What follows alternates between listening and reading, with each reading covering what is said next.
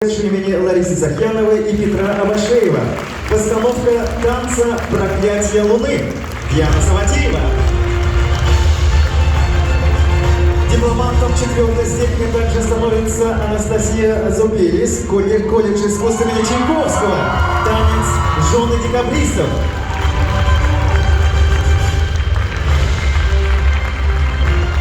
Звание лауреатов 3-й степени присуждается студентам Иркутского колледжа культуры и искусств Петровой Диане и Жигалову Даниилу, которые представили совместную творческую работу «Мы одно».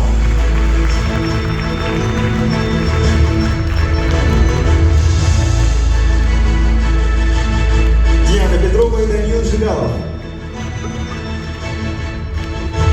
Второе место завоевала студентка хореографического колледжа Ангелика Колесова.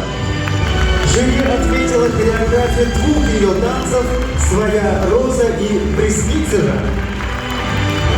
И, наконец, первое место решением жюри присуждается студентам колледжа искусств Софье Коростелевой и Вячеславу Александрову за их совместный номер «Легенды Синего моря».